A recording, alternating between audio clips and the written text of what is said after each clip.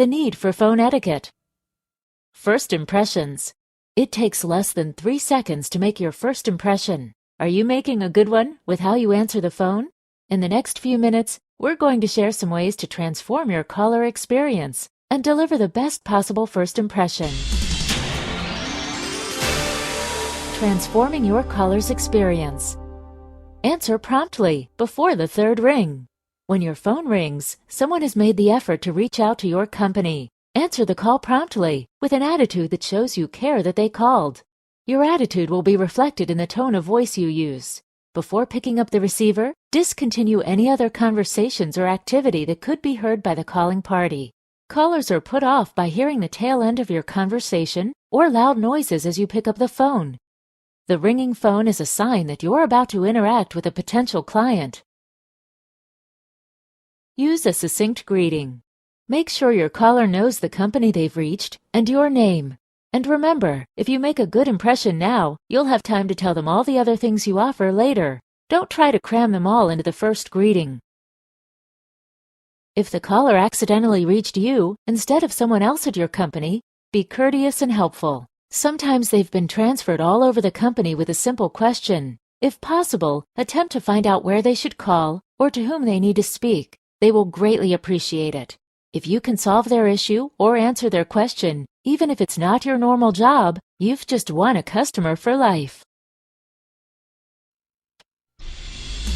Learning to listen. It starts with listening. Listening carefully promotes outstanding customer service, so seek to understand. Allow the caller to finish his or her sentences and don't interrupt. Show concern for their question or problem. Don't be defensive. Rather, say things like, "I understand," or "I'm sorry to hear that." Once you feel you do understand, reflect the key points back to the caller and ask additional questions if you need clarification. Repeat critical information so you both will be clear. Placing callers on hold.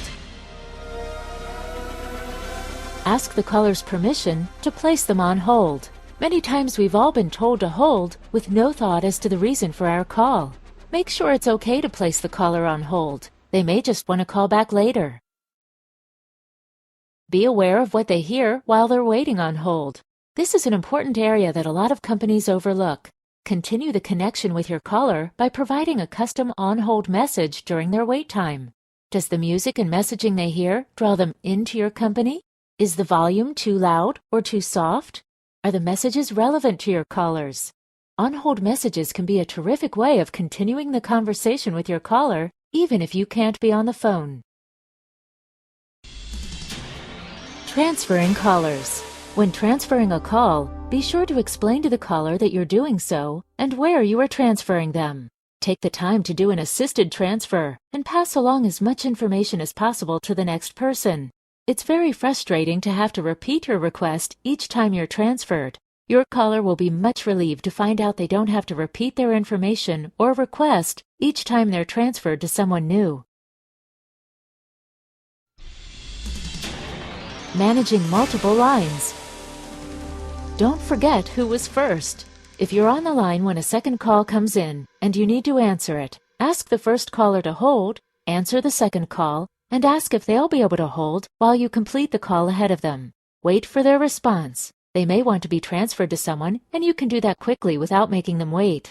Ideally, you'll have a system in place where you won't need to interrupt the first call to answer the second call yourself. This could be another staff member or an automated attendant. But no matter what, remember that you are already conducting business with the first caller. Don't make them feel second-rate. Be ready to take notes. Always keep a pen and paper near your phone so you can easily take notes if need be. Handling difficult callers. At some point, many of us will be faced with handling an angry or upset caller. What an opportunity to turn this into a positive experience for them. Use the caller's name and give them your name. There are ways to say things that will escalate the caller's anger, and there are ways to answer them to show that you understand their frustration. Here are a few examples. Never say, "I don't know," "That's not my job," "That's not in the contract," or "You're wrong." Instead, say, That's a good question. Let me find out for you. I'm not sure. Let me find someone who knows. Let me check into how we can help you with that. Or, here is what I understand. When customers feel understood, they generally will calm down, especially if you stay calm. Try to remain polite and diplomatic, and always show willingness to resolve the problem or conflict. Try to think like the caller, and remember, their problem is important. Screening calls. We sometimes joke about screening calls, but there are certainly times when it's appropriate. If you're responsible for answering calls for someone else, consider these points. Ask the caller, "May I tell him or her who is calling?" If appropriate, ask what the call is in regard to. Ask the caller to hold, then connect to the called party. If the called party is available to take the call, pick the caller back up and let them know you'll be transferring them to the called party. If the party is unavailable, ask the caller if they would like to be transferred to voicemail or if you may take a message by hand. Don't assume they want voicemail. Always ask first. Your interactions with callers are incredibly important. It's their only vision of your company, and how you handle their call and their request will either make it a great experience for them or may turn them to your competition. Whether answering the phone or making phone calls, being proper and polite will send a professional message and make a great first impression. You'll also find that others treat you with more respect and are willing to go out of their way to assist you if you use proper etiquette. We hope these points you've reviewed have been helpful in presenting a positive image over the phone.